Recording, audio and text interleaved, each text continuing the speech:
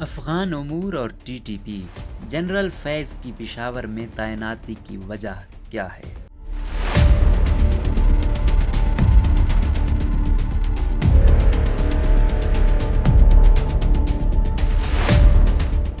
Senior صحافی عبداللہ جان لکھتے ہیں کہ انٹر سروسز انٹیلیجنس یعنی آئی ایس آئی کے ڈائریکٹر جنرل کی حیثیت سے 2 سال سے زیادہ عرصے تک فرائض سر انجام دینے کے بعد لیفٹیننٹ جنرل فیض حمید کو صوبہ خیبر پختونخوا میں آرمی کی واحد 11 کور کی سربراہی سونپی گئی ہے۔ پاکستانی فوج میں ہونے والے حالیہ تبادلوں کو معمول کی کارروائی قرار دیا جاتا ہے، تاہم لیفٹیننٹ جنرل فیض حمید کی پشاور میں تعیناتی پر مختلف فورمز پر بحث ہو رہی ہے۔ دفاعی تجزیہ کار lieutenant general retire Ghulam Mustafa کا کہنا ہے کہ فوج میں ایسے تبادلے اور تعیناتیاں معمول ہیں اور حالیہ تعیناتیاں بھی کوئی ایسی نئی یا انہونی بات نہیں۔ سابق D G I S I کی نئی پوسٹنگ کو غیر ضروری طور پر اچھالا جا رہا ہے۔ ہر آفیسر کی قابلیت کو دیکھ کر تعیناتی کی جاتی ہے۔ ان کا کہنا تھا کہ کور کمانڈر کی حیثیت سے فرائض سر انجام دینا ہر فوجی افسر کی خواہش ہوتی ہے، کیونکہ اس سے ان کے کمانڈ کے تجربے میں اضافے کے علاوہ اس علاقے سے متعلق علم و معلومات بھی حاصل ہوتی ہیں۔ تاہم بعض دوسرے تجزیہ کار لیفٹیننٹ جنرل فیض حمید کی نئی ذمہ داریوں کو پڑوسی ملک افغانستان، پاکستانی طالبان کے ساتھ مذاکرات اور موجودہ army chief general Qamar Javed Bajwa کے پیش رو کی تعیناتی سے جوڑتے ہیں۔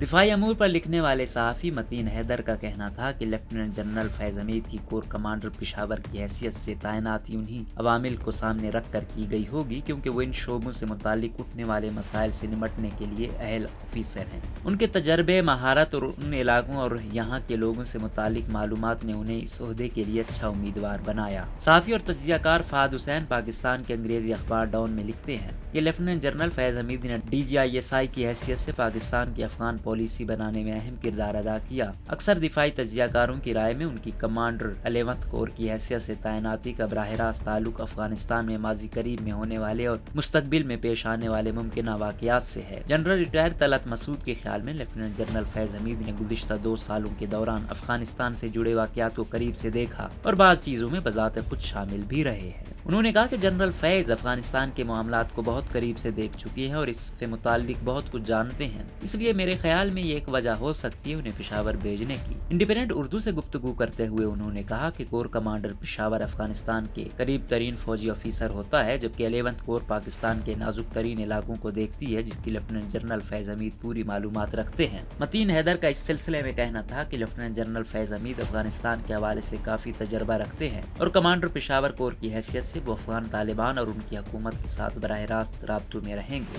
انہوں نے مزید کہا کہ لیفٹیننٹ جنرل فیض حمید پاکستان اور موجودہ افغانستان کے درمیان تعلقات کے حوالے سے تجربہ کار آفیسر ہیں، اس لیے ان کی پشاور میں تعیناتی کی ایک وجہ افغانستان کو قرار دیا جا سکتا ہے۔ بین الاقوامی امور کے استاد پروفیسر ڈاکٹر رفعت حسین کے خیال میں لیفٹیننٹ جنرل فیض حمید کی افغانستان کے معاملات میں شمولیت برقرار رہے گی اور اس بارے میں بہتر تجزیہ پیش کر سکتے ہیں، جو پاکستان فوج کے لیے بہت اہم اور قیمتی ثابت ہوگا۔ یاد رہے کہ افغانستان پر طالبان کے کنٹرول کے بعد انہوں نے کابل کا دورہ کیا تھا، جسے چند روز بعد ہی طالبان کی عبوری کابینہ کے اعلان سے بھی منسلک کیا جاتا ہے۔ فہد حسین نے اپنے مضمون میں مزید لکھا کہ لیفٹیننٹ جنرل فیض حمید اور پاکستان کے افغانستان کے لیے خصوصی نمائندے محمد صادق نے امریکہ اور افغان طالبان کے درمیان گزشتہ سال فروری میں دوحہ معاہدے کو ممکن بنانے میں اہم کردار ادا کیا تھا۔ وزیر اعظم عمران خان نے حال ہی میں ایک ترک ٹی وی چینل کو انٹرویو میں انکشاف کیا تھا کہ حکومت کالعدم تحریک طالبان پاکستان یعنی ٹی ٹی پی کے بعض گروہوں کے ساتھ مذاکرات کر رہی ہے، تاہم ٹی ٹی پی نے اس کی تردید کی تھی۔ تجزیہ کار اسلام آباد اور پاکستانی طالبان کے درمیان جاری مذاکرات کو بھی لیفٹیننٹ جنرل فیض حمید کی کمانڈر پشاور کور کی حیثیت سے تعیناتی کی وجہ قرار دیتے ہیں۔ متین حیدر کا کہنا تھا کہ بحیثیت corps commander Peshawar lieutenant general Faiz Hameed کی ایک ذمہ داری تحریک طالبان پاکستان کے ساتھ جاری مذاکرات پر نظر رکھنا اور یقینی بنانا ہے کہ جنگجو گروہ ہتھیار رکھ کر پرامن زندگی بسر کرنے پر راضی ہو جائیں۔ انہوں نے مزید کہا کہ وہ پاکستان افغانستان سرحد کے 2 اطراف علاقوں کی زیادہ معلومات رکھتے ہیں، تو ان سے توقع کی جا سکتی ہے کہ وہ ڈیونر لائن کے دونوں طرف امن اور استحکام کے قیام میں اہم کردار ادا کریں گے۔ متین حیدر کا کہنا تھا کہ انہیں پشاور بھیجنے کی ایک بڑی وجہ ان کا کاؤنٹر ٹیررزم میں تجربہ ہے، جس سے پاکستان کے سابق قبائلی علاقوں میں دہشت گردی پر قابو پانے میں مدد ملے گی۔ انہوں نے کہا کہ پاکستان کے سابقہ قبائلی علاقوں کے انضمام کے بعد اس خطے میں امن و امان سے متعلق چیلنجز نے سر اٹھایا ہے اور ان پر قابو پانا ریاست کے لیے بہت ضروری ہے۔ لیفٹیننٹ جنرل غلام مصطفیٰ کا کہنا تھا کہ پاکستان کی مغربی سرحد گرم ہونے کے امکانات ہیں اور ٹی ٹی پی کے حوالے سے بھی معاملات آگے بڑھ رہے ہیں، تو ایسے میں نئے کور कमांडर पेशावर का तजर्बा एक बड़ा मस्बत नुक्ता साबित होगा। प्रोफेसर डॉक्टर रिफत हुसैन ने इंडिपेंडेंट उर्दू से गुफ्तगू करते हुए कहा कि टीटीपी के साथ मुज़ाकरात के सिलसिले में फैज़ हमीद की इनपुट बहुत मुफीद साबित होगी, क्योंकि इस्लामाबाद हक्कानी नेटवर्क के जरिए पाकिस्तानी तालिबान के निस्बतन इतदाल पसंद ग्रोहों को मुज़ाकरात की मेज़ पर लाने की कोशिश कर रहा है। ताहम उन्होंने कहा कि टीटीपी की जानिब से हालिया हमलों के तनाजुर में शायद ये हिकमत अमली इतनी कामयाब साबित ना हो सके, लेकिन जनरल फैज़ हमीद पेशावर से इन सब मामलात पर नजर रखेंगे।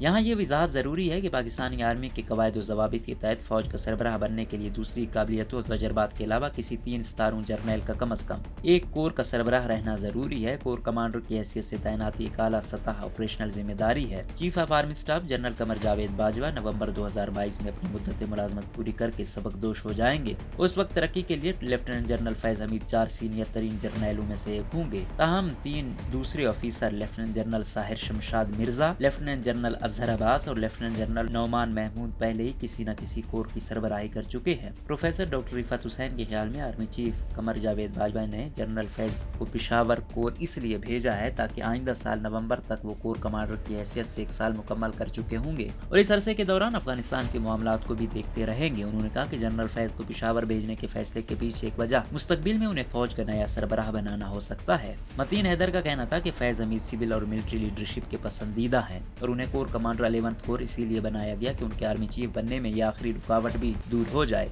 फैज हमीद नवंबर 2022 तक कोर कमांडर 11th कोर की हैसियत से काम करके आर्मी चीफ के ओहदे के लिए पूरी तरह हायल हो जाएंगे। पाकिस्तानी फौज की मुल्क में मजमूई तौर पर 9 कोर्स हैं, जिनमें फर्स्ट कोर मंगला पाकिस्तान के जेर इंतजाम कश्मीर में है, 2nd core Multan, 4th core Lahore, 5th core Karachi, 10th core Rawalpindi, 11th core Peshawar, 12th core Quetta, 13 core Gujranwala और 31st कोर भावलपुर शामिल है। मंदजबाला 9 कोर्स के अलावा पाकिस्तानी फौज में कोर की सतह की 3 फॉर्मेशन भी शामिल हैं, जिन्हें air defence command, strategic forces command और आर्मी एविएशन कमांड के नाम दिए गए हैं। हर कोर 2 या 2 से ज्यादा डिवीजन्स पर मुश्तमिल होती है, जबकि इसके सरबराह को कोर कमांडर कहा जाता है और इस ओहदे पर 3 सितारा जर्नैल यानी 3 स्टार जनरल या लेफ्टिनेंट जनरल रैंक के ऑफिसर को तैनात किया जाता है।